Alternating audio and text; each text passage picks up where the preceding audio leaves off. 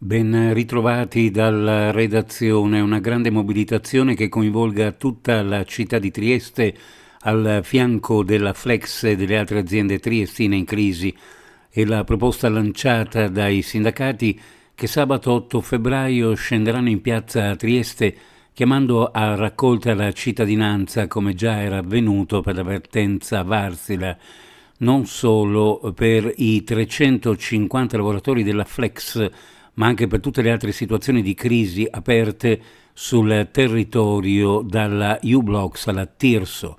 Dopo il tavolo di mercoledì al Mimit in cui è arrivata la conferma della vendita imminente dello stabilimento al fondo tedesco Firecap e la partecipatissima assemblea di fabbrica, i sindacati puntano a fare fronte comune con governo, regione e Confindustria e a coinvolgere anche la cittadinanza. Un parapetto pericolante che rischiava di cadere sui binari e questo è il motivo per cui la circolazione ferroviaria ieri è stata interrotta lungo la linea Trieste-Lubiana all'altezza della cavalcavia tra Prosecco e Aurisina. Lo stop è scattato quando un passante ha notato che la ringhiera della cavalcavia si era parzialmente staccata dal muretto di contenimento sporgendosi sulla strada ferrata sottostante.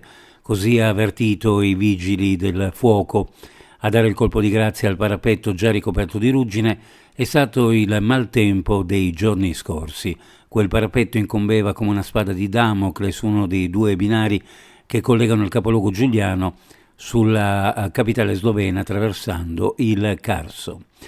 La copertura in fibra ottica FTTH ha raggiunto 181 piccoli comuni in Friuli Venezia Giulia. L'infrastruttura, che rimane di proprietà dello Stato, è realizzata e gestita in concessione da Open Fiber, che si è aggiudicata i bandi pubblici indetti da Infratel. In applicazione del piano in Friuli Venezia Giulia, Open Fiber ha costruito oltre 3.000 km di fibra ottica e reso disponibili per l'attivazione del servizio di connettività un totale di circa 160.000 unità immobiliari e oltre 800 sedi della pubblica amministrazione tra scuole, ospedali, ambulatori, uffici comunali, biblioteche, stazioni di forze dell'ordine.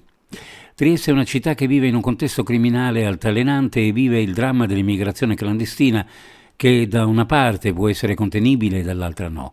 Lo ha dichiarato Carlo Mastelloni, già procuratore capo di Trieste dal 2014 al 2020, a cui il sindaco Roberto Di Piazza ieri ha consegnato il sigillo trecentesco della città come riconoscimento per meriti verso il territorio raggiunti nei 6 anni di servizio.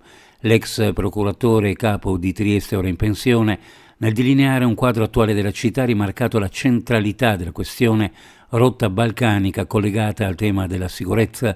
La posizione geografica si presta a dei flussi perché la maggior parte dei migranti arriva via terra. La polizia finora se l'è cavata e tutto sommato c'è un equilibrio. Tuttavia, la novità storica è l'immigrazione clandestina che si risolve in episodi pressoché quotidiani, spiacevoli, antiestetici. Questo è il problema attuale.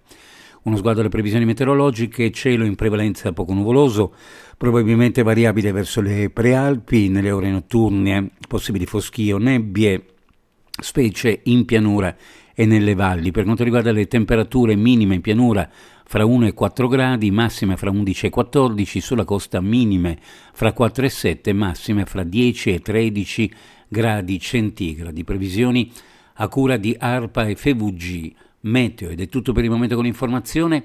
Grazie per averci seguito. Alla prossima edizione.